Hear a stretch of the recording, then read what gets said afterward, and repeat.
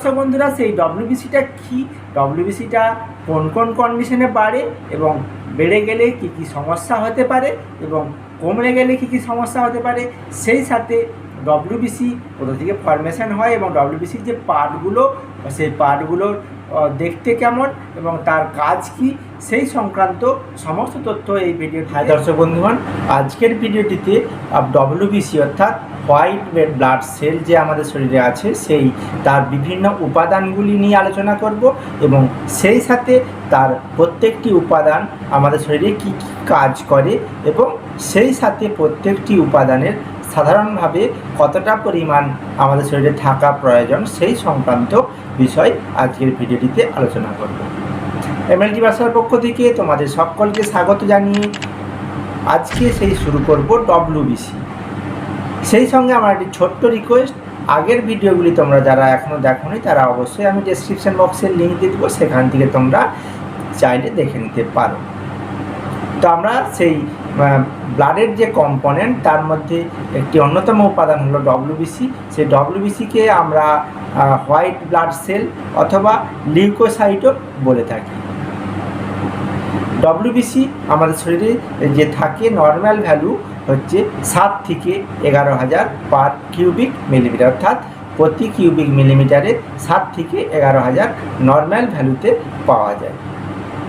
এই ডব্লিউবিসি বা white blood cell আমাদের শরীরে কি কাজ করে? এই ডব্লিউবিসি বা হোয়াইট ব্লাড সেল আমাদের শরীরে বিভিন্ন রকম গুরুত্বপূর্ণ কাজ করে, যেমন কোনো রকম ইনফেকশন প্রতিরোধে গুরুত্বপূর্ণ ভূমিকা পালন করে।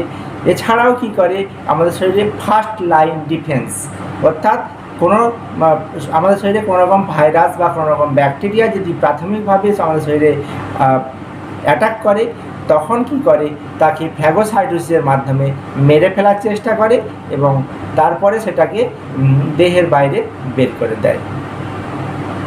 আমাদের যে ডব্লিউবিসি আছে আমাদের শরীরে, ডব্লিউবিসির আলাদা আলাদাভাবে দুটি পার্টে ভাগ করা যায় ডব্লিউবিসি। একটা হচ্ছে গ্র্যানুলোসাইট আর অপরটি হলো এক গ্র্যানুলোসাইট। গ্র্যানুলোসাইট মানে যার মধ্যে যে ডব্লিউবিসিগুলির মধ্যে গ্র্যানিউলস পাওয়া যায়, অর্থাৎ ছোট ছোট বুটি বুটি দানা পাওয়া যায়, সেগুলোকে বলে গ্র্যানুলোসাইট। সেই গ্র্যানুলোসাইটগুলির মধ্যে হলো নিউট্রোফিল, ইওসিনোফিল এবং বেসোফিল। আর অ্যাগ্রেনুলোসাইটগুলির মধ্যে হলো মনোসাইট এবং লিম্ফোসাইট। আমাদের সেই ডব্লিউবিসির মধ্যে যে গ্র্যানুলোসাইট এবং অ্যাগ্রেনুলোসাইটগুলি কেমন দেখতে, সেগুলি আমি ডিসপ্লেতে পিকচারের সাহায্যে তোমাদের দেখিয়ে দেওয়ার চেষ্টা করব। এবং এরপরে আমরা সেই ডব্লিউবিসি যে পরিমাণ নর্মালের থেকে বেড়ে গেলে তাকে আমরা কি বলবো? তাহলে ডব্লিউবিসিকে আমাদের মেডিকেল টার্মে লিউকোসাইট বলে। তাহলে যদি নর্মালের থেকে বেড়ে যায় তাকে লিউকোসাইটোসিস বলে, অর্থাৎ 7 থেকে 11,000 যে নর্মাল, তার থেকে যদি বেড়ে যায় তাকে বলবো লিউকোসাইটোসিস। এবং নর্মালের থেকে যদি ডব্লিউবিসির পরিমাণ কমে যায় তাকে লিউকোপেনিয়া বলা হয়।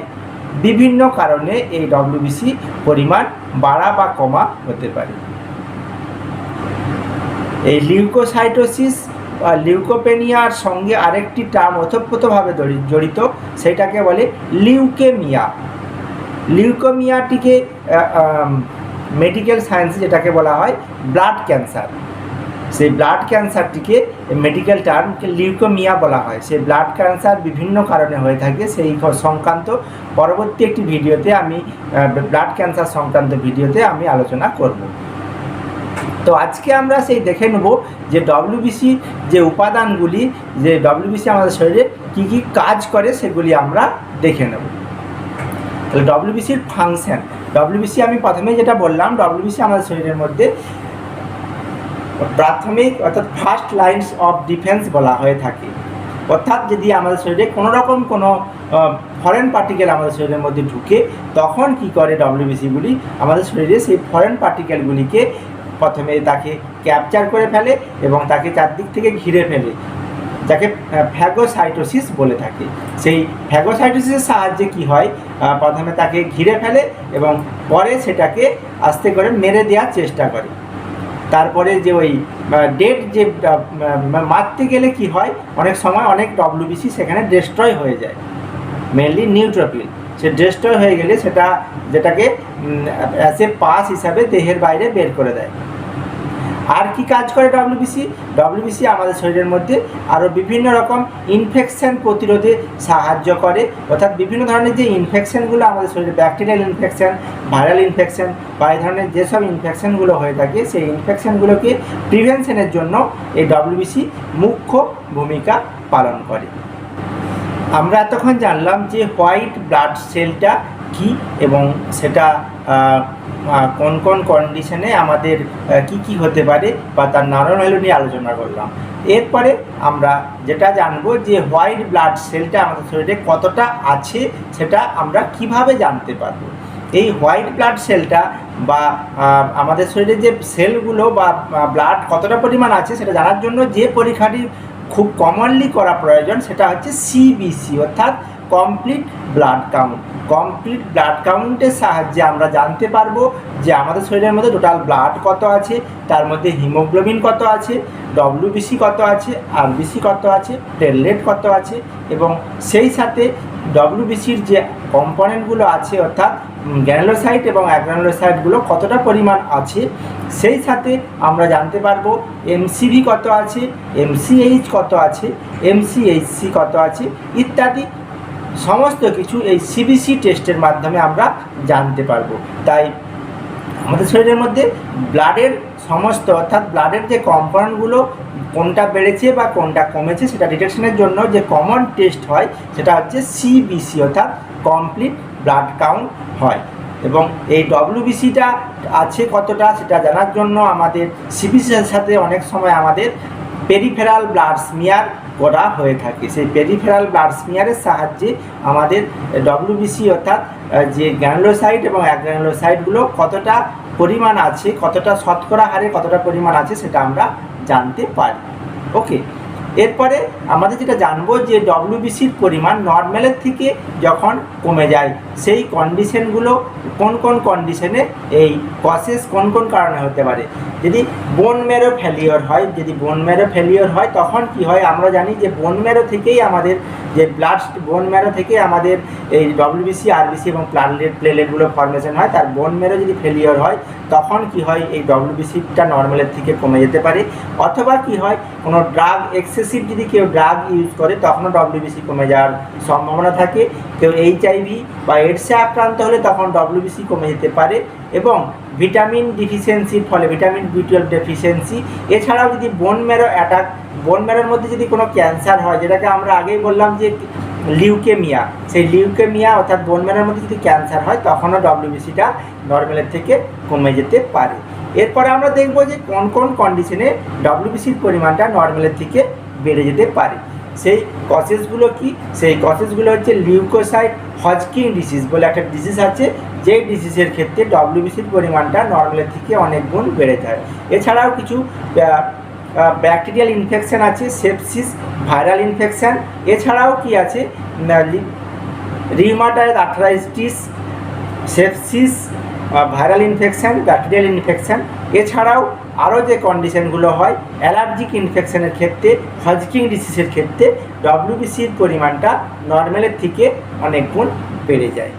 দর্শক বন্ধুগণ, আমি এরপরে ডিসপ্লেতে দিয়ে দেবো যে ডব্লিউবিসির যে পার্টগুলো অর্থাৎ যে গ্র্যানুলোসাইট এবং অ্যাগ্রানুলোসাইটগুলো দেখতে কেমন হয় এবং সেগুলো সেটা আমি ডিসপ্লেতে আমি দিয়ে দেবো, অবশ্যই তোমরা ডিসপ্লেতে দেখে নিও।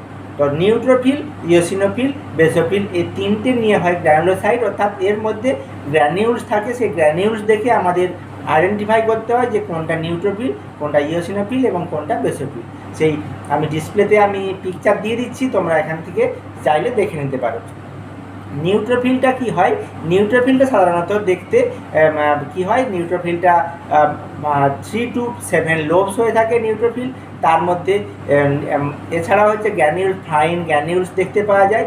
এবং ইওসিনোফিলের মধ্যে 2 to 3 লোবস থাকে এবং গ্র্যানিউলসটা হচ্ছে কোর্স গ্র্যানিউলস, অর্থাৎ গ্র্যানিউলসগুলো তুলনামূলকভাবে একটু বড় হয়ে থাকে।